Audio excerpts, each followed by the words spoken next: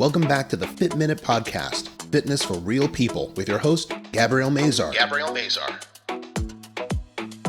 On this week's episode, Gabrielle interviews ex-compulsive eater and no-diet weight loss coach Sora Vernikoff, who developed the Eat What You Want, Stop When You Want system.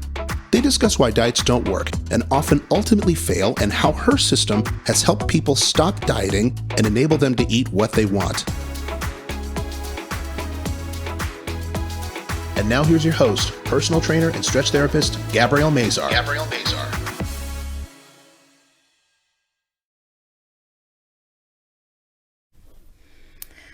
Welcome back to the Fit Minute Podcast, Fitness for Real People. I'm your host, Gabby Mazar, and on today's show, I have Sora Vernikoff, no diet weight loss coach and author of Eat What You Want, Stop When You Want.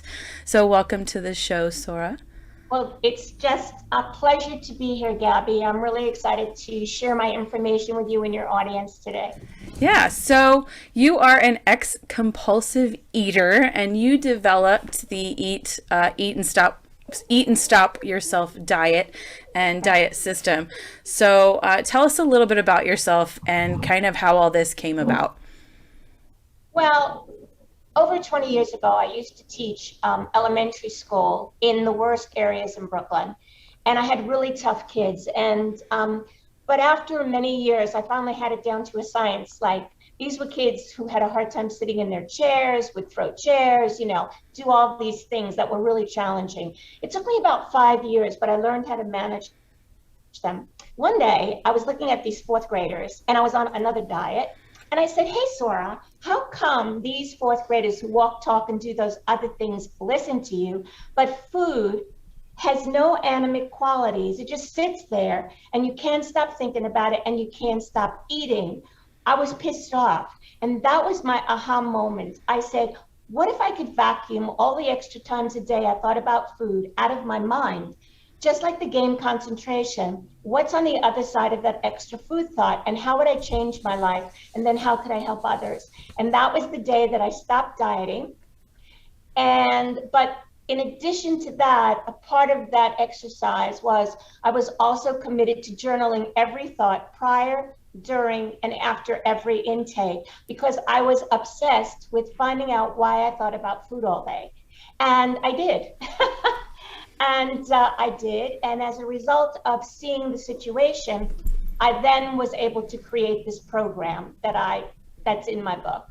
Okay. So why do you believe, and what have you learned as to why diets don't work?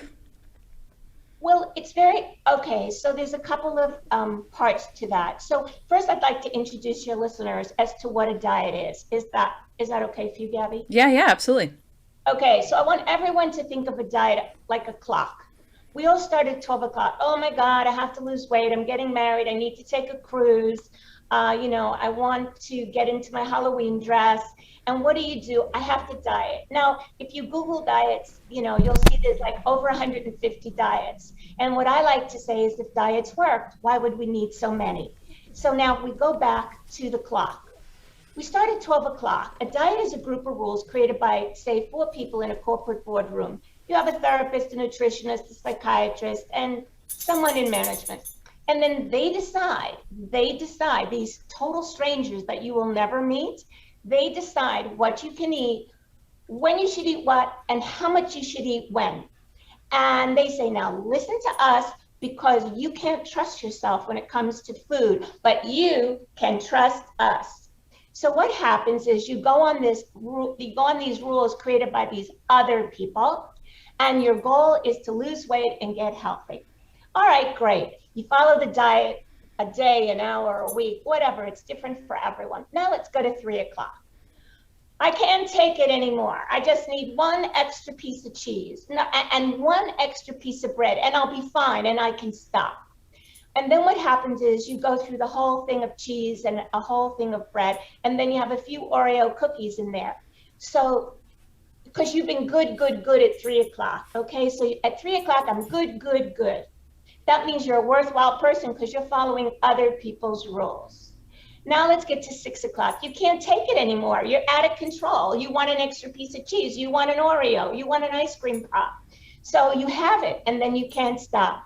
Well, the irony is that people just don't understand is that by going off the diet, by diet over binging or diet overeating, whatever you want to call it, you did the only thing you could do to regain the control from the diet from these strangers sitting in some boardroom, okay? So you're really entitled to go off their plan because it's not your plan, all right? But there's a second side to that, like the other side of the coin. After you relieve yourself from following those rules, then you beat yourself up. Oh my God, look at myself. I can't do anything. I can't follow these instructions. I can't trust myself with food, which is what the diet wants you to believe. And then I can't deal with this. So what do? You go to 9 o'clock, and that's your commitment to return to the diet at 12 o'clock, knowing full well there's another binge on the way. So diets don't work because they're rules made by other people, and they're based on deprivation. You can have this because we agree to that, but you can't have that, and you can't trust yourself. So you're never having basically what you want, and you're being limited in the amount of food that you can have, and you're basically in jail. So yay to the diet binge, because that's your only relief. And that's why diets don't work, because it's a never-ending diet. You're good. You binge to take back the control. Then you beat yourself up. You go to 9 o'clock, I'm going back on the diet, and then it starts again. And that's why diets don't work. So what did you find that when you were food journaling and writing down everything and writing down your thoughts and writing down what you were feeling about food, why you were thinking about it all day? Well, that's a fabulous question because I really did journal a lot. So what I found out was this. The reason, there's a couple of parts to that answer as well. So let's start simple. The simple answer is that if every one of you listening to this podcast thought that they had a chip in their brain and there were 35 squares in the chip, and the chips were and the squares were two colors. Some of the squares were red and some of the squares were green. So you had 35 red and green squares. I want your audience to know that a person without a weight problem, when they print out their chip at the end of the day, which monitors their brain activity, they would see 21 green squares and 14 red squares. So they think less about food a day than a person with a weight problem. So anyone out there, if you're struggling with a weight, when you print out that chip at the end of the day, you're going to see 21 red squares and 14 green squares. So you think more about food than non-food thoughts a day. And that's also in my book. The reason you think more about food a day is because on the printout, you simply see more food a day than a person without a weight problem. So why is that? Why is that? And then how do we fix that? Okay, because it's all that's at a conscious level. So how do we fix that? What I found in my journaling, Gabby, was the reason I couldn't stop the visual repetition, which is what this program does, is because before I created my program, nothing was enough. And so I couldn't stop because the pictures kept showing up. I think of myself as a picture doctor. So let me take you back to the diet. So when I would diet and I would go on a binge, I used to stand in front of a mirror and I couldn't stop binging until my stomach was like 2,000 calories out, right?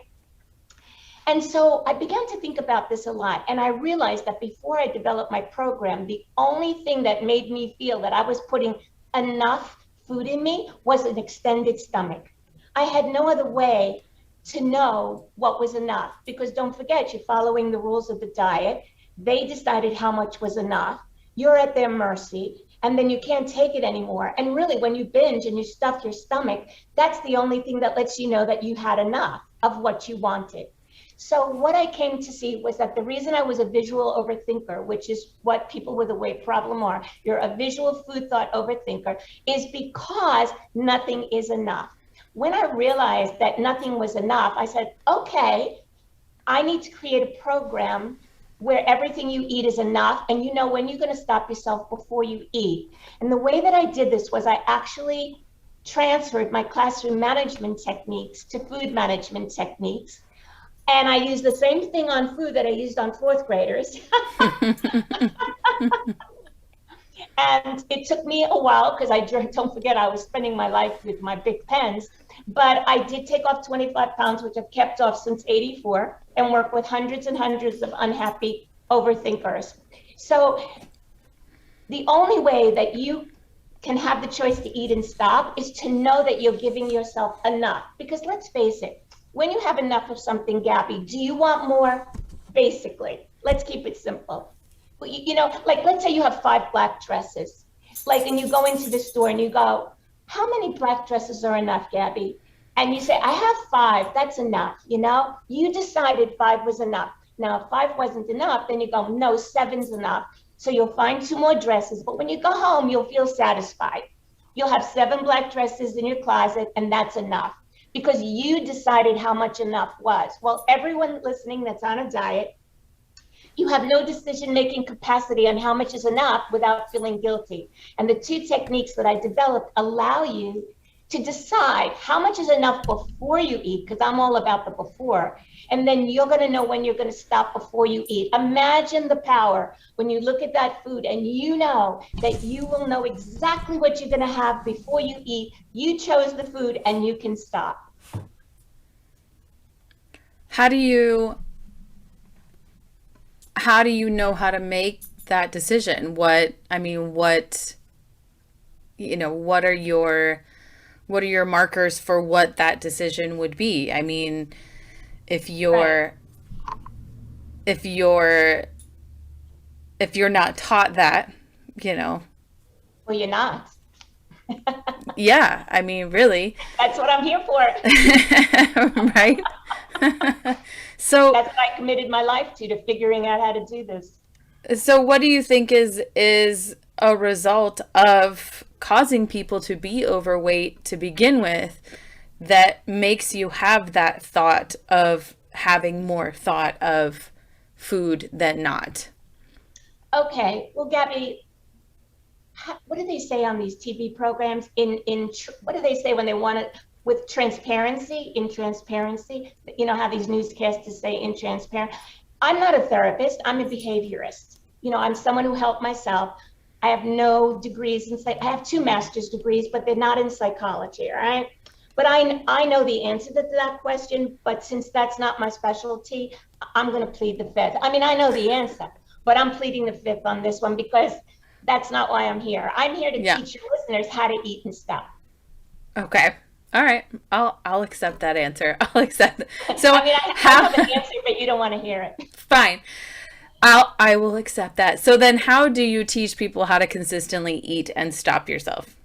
Okay, well, there are 2 techniques, and what I'll share with your listeners is the green technique. And for those people who like what they see, then my book is Eat What You Want, Stop When You Want, a no diet weight loss program. And my website's nodieting.net, and it can be found on Amazon and Barnes & Noble. So what I'm going to do is teach your audience how to eat and stop. So I'm going to work with you, Gabby, and in working with you, everyone in the audience can do the same. So, Gabby, what's the one food, if you have a food, because you haven't admitted to the fact that you know, struggle with food, so I'm assumptive here. But let's say, for teaching purposes, let's say, what is the worst food that could be in front of you at 4 in the afternoon? This is tough. Let's see. Make it very specific. Pizza. That's, you know what? I'll share. That's very interesting. You said 2 very interesting things prior to you asked me what markers, because that's part of my program. The word marker is a very strong part of my program. But pizza, when I pitch, I go, eat more pizza and chocolate and lose weight, because you can with my program. So pizza's everybody's thing, you know, and I have tons of pizza in the house. All right, so I want you to take a piece of paper like I have in front of me. Take a piece of paper that's going to be your pizza. Okay. I don't have a piece of paper. I have a coaster. Will this work? No, because you have to tear it. Okay. All right. Okay. Hold on. Hold, please. Okay. See, I'm a weird case because I'm the person that can eat chocolate and like have a piece and stop, and I'm like, I'm good. Okay, that was fun. Well, you want to donate your brain to science. What can I say? All right. I guess it's years of practice. I don't know. Well, maybe you're still thinking about it. Yeah, I guess. Okay, piece of paper. Okay, so let's, for your audience's sake, we're both holding a piece of pizza. Now, I want all of your listeners to think of the food that's their worst enemy, because I'm all about making peace with food. So if it's Snicker bar, if it's Mars bar, if it's Hershey bar, if it's sitting in front of a cake, whatever really, once you start, you can't stop. I want you to pretend it's in your hand now, all right? Now, I'm going to demonstrate to you how to do it, and then I'm going to have you practice, okay? So I'm also going to do it in a way, oh, your listeners will be able to see this, so that's cool too. All right, so I have a piece of pizza. Let me do this first, and then you're going to do it. Okay. Before I can eat this piece of pizza, I have to ask myself two, you might want to write this down. Okay. Sorry, that's the educator in me. Okay, I do have a pen. All right, awesome. I want you to ask yourself two questions. Nothing happens before these two questions.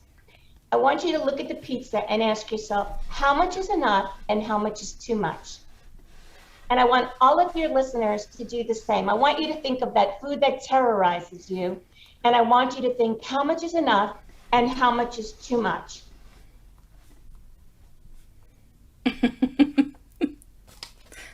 I hope you're laughing with me and not at me. I'm laughing because it's funny to me. Okay. It's funny.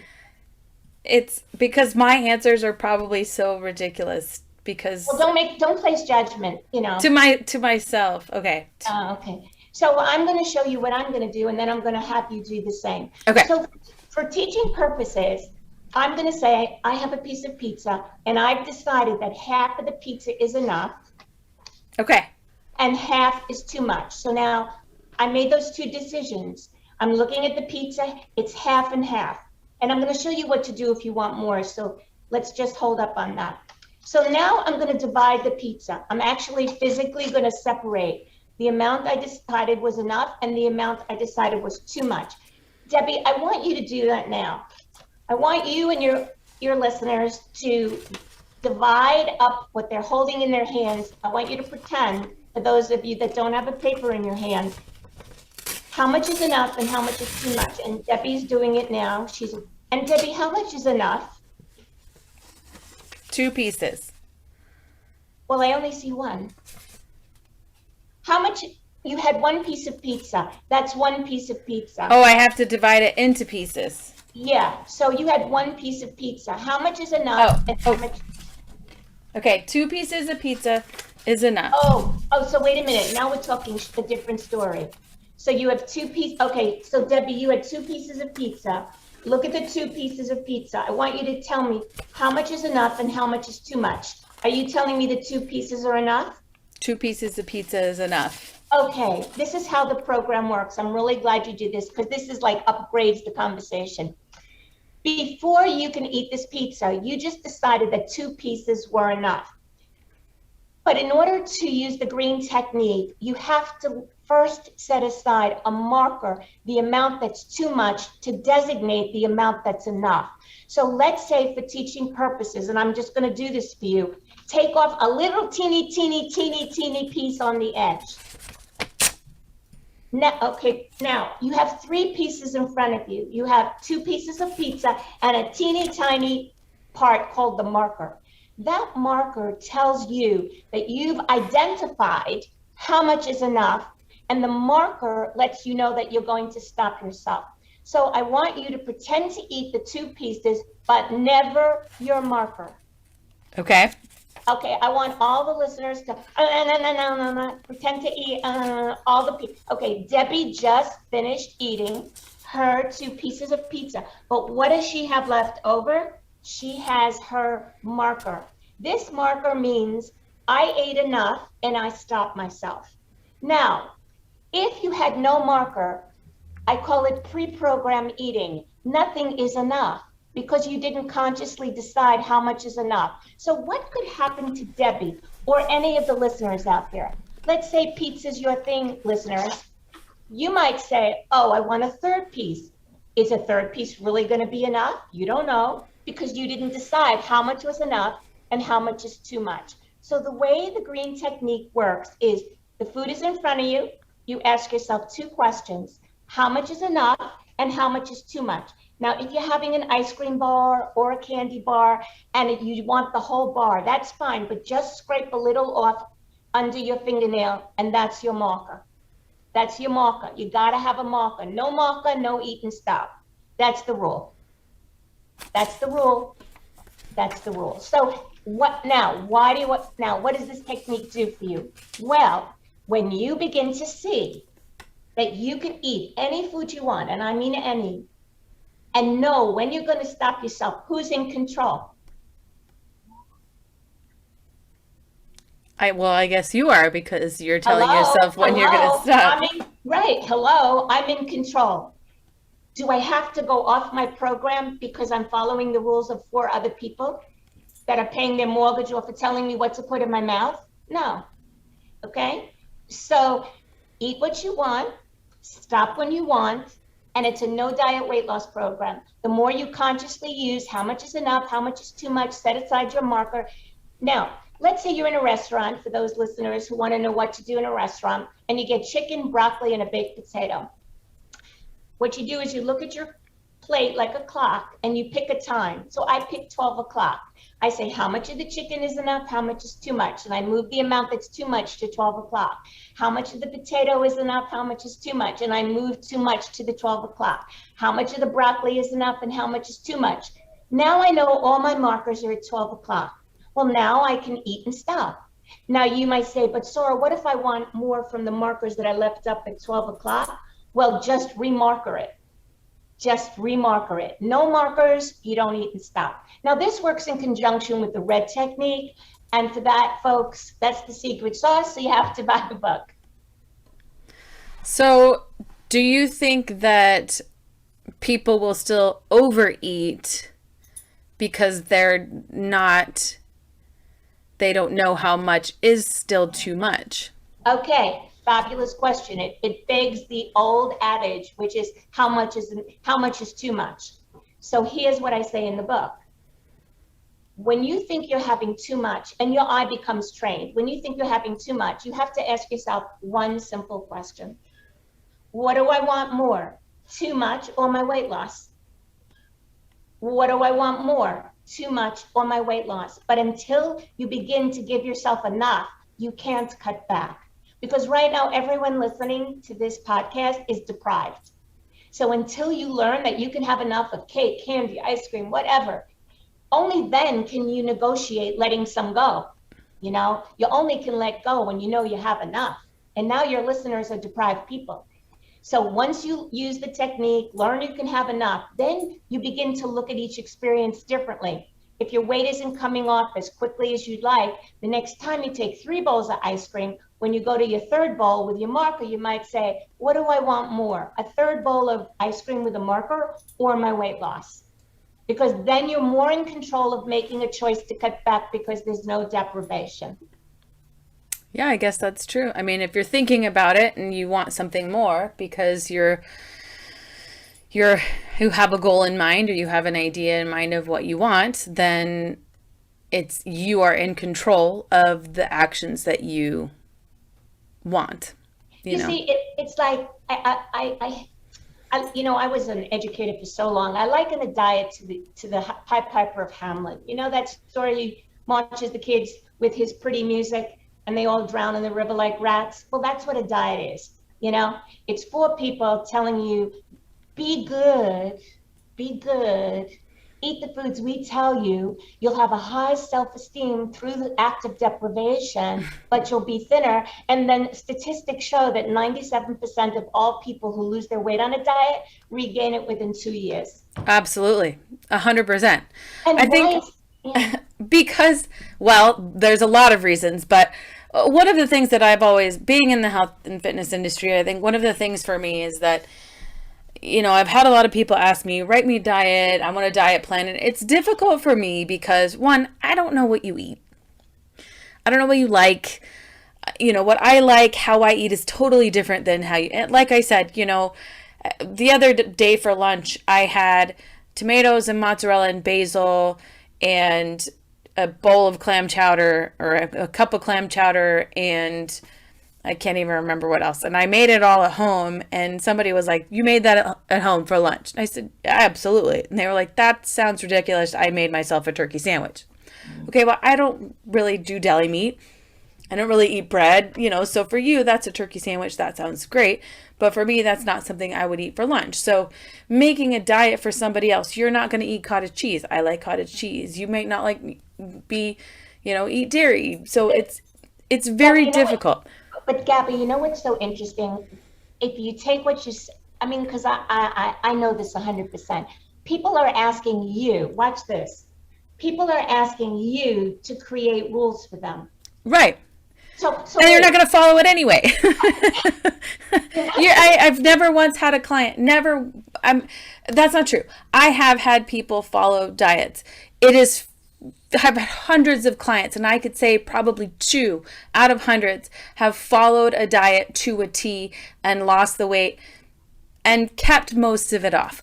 But it is very, very few and far between. And, those people are people that will follow something to a T because they need that structure. Most people are not like that, and they don't like everything. It is very, very difficult to find somebody that's going to do that. So imagine now when the next person says to you, "Would you create a diet for me?" You taught them how to use the green technique. Yeah. I mean, like, or you sent them to work with me. I mean, I'm just saying. I mean, I won't create a diet for them. I'm just going to say, okay, I'm going to teach them the 2 techniques, and then I'm going to give them the freedom to choose the food they want.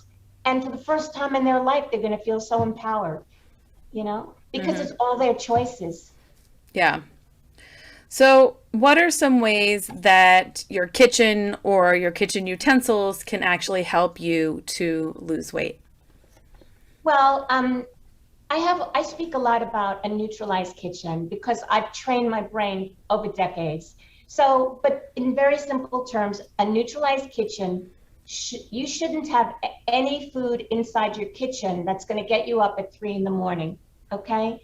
So there are a couple of ways you can deal with food that's calling. Okay, so let me share something else. There's 2 kinds of food in my program. Very general. There's inside callers and outside callers. Inside callers is when you receive a signal from inside your body. You think about what you'd like to have. And when you think about scrambled eggs, that signal feels better. And then you go eat your scrambled eggs using a marker. Most people aren't attached to their inner hunger signals. They basically run their intake on outside callers, which is an external stimuli. You see pizza, you're walking down the street in Manhattan, you see a donut shop, you go, "Oh, I want a donut," So those are outside callers. So only bring in food that doesn't excite you. Now, I know that sounds weird, but don't bring in food that, your hand's going to be in the bag all the time. Keep it out of the house until you feel stronger. A neutralized kitchen also means always buy the same brand of food that you buy. So, for example, if you buy Levy's rye bread, always buy Levy's rye bread. If you buy Heinz ketchup, if you buy Edie's ice cream, butter pecan, always buy Edie's butter pecan ice cream. There's a reason for that. Whenever you stick with the same thing over and over again, the excitement attached to it diminishes. And so over time, you're more in control. Also, whenever you bring this stuff into your kitchen, always put it in the same place. Always put your Levy's rye bread in the same place. So what you really want to do is detach from the excitement of the food so that you slow down in your response to it. So if you like Entenmann's cake and you want to bring an Entenmann's sponge cake, bring it in, use the program. But if you bring an Entenmann's sponge cake, Entenmann's Louisiana Crunch, and Entenmann's chocolate donuts on the same day, even though you're in program, you're going to struggle a lot. So a neutralized kitchen means boring, boring, boring. You want to decrease the boredom of the kitchen through the placement of the food, through the brands of the food, and everyone knows what food is hard for them to stop. So don't bring it in. Keep it in your mailbox. I mean, I kept plenty of food in my mailbox until I was ready to have it. You can't keep food in your mailbox in Arizona. Oh, okay. Not happening here. It would go bad in half a day. All right. Well, in Manhattan, you never know what you can find in your mailbox. But so that's it. Take out the food that you're going to put your hands in at 3 a.m. until you feel stronger. The more you use the techniques, the stronger you get, the more food you could bring in. I never thought I could keep bagels in the house. Never. And now I can. So the last thing I wanted to ask is like food journaling. I'm a huge proponent of food journaling. I always recommend my clients do it. Again, a lot of them don't because it sucks. It's not fun. It's not enjoyable. But how do you recommend food journaling, and how do you feel that it helps to help you stay, help you lose weight, and help you to keep the weight off? Okay, so I'm the right one to ask and I'm the wrong one to ask. I'm a major tracker and I track everything I want to change. I'm a tracker. So I to this day, decades later, I still write down everything I eat, and I still do because it allows me to watch my emotional makeup of the day, because my food choices reflect my emotional management. So, look, I had a principle for years. We had to keep something on the door. It said not to plan is to plan to fail. All right. If you want to make something happen, as boring and as tedious as you think it might be, it's really not going to happen unless you journal it. I can almost promise you that, because I don't remember to this day, and I'm like an expert on what I had for breakfast. How can you remember what you had for breakfast when you're looking to learn a program? So how much do you really want to be successful? What does success mean to you? I think your listeners ought to ask themselves. You have to be a warrior. You have to fight for this. You have to fight for your empowerment. And I think journaling is one of the top 2 things you have to do to fight for your empowerment. The first thing you have to do is get off the diet, use the green and the red technique. The second thing is you have to raise your consciousness about what you put in your mouth every day. Okay? The bottom line is, I want everyone to watch. This is your mouth. And when you put food in your mouth, what you really want is not the food you put in your mouth. What you really want to do is chew to release any tension that's attached to the thought of the food or that you're experiencing emotionally. So it's the chewing you want. If you have a weight problem and you just go like this, it's not about the food, it's the chewing. So it's really a program that I've not said this before, but it actually allows you to minimize your daily dependency on the act of chewing for the control. So it's not even about food. Food is the object of the problem. It's really about chewing. So how can you really realistically stop chewing too much food unless you know that when you're eating, you're having enough? Yeah, absolutely. Yeah. That's my story, and I'm sticking to it. Is there anything else you want to add that you think our listeners need to know about your book or your program or your teachings? Well, my website is www.nodieting.net. My book, Eat What You Want, Stop When You Want, a no diet weight loss program, is on Amazon.com, BarnesandNobles.com. And I know you can do it, but you have to want it. And I end my book with this saying, and it's the saying that I use: hold the vision, trust the process, and inch by inch, anything's a cinch. Yard by yard, life is hard. I'm an incher. Start inching. And you are proof. It does take time. Everything, it's a process. It's a process. It's definitely a process. It takes time.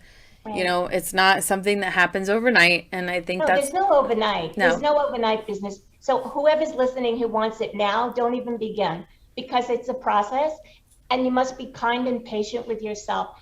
And when you read the book, folks, understand that it's a process, and be kind with yourself. Be kind. Just be kind.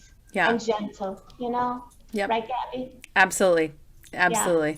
So the book is called Eat What You Want, Stop What You Want by Sora Vernikoff, and you can find it on Amazon and Barnes & Noble, or at her website, nodieting.com. No, .net. Nodieting.net.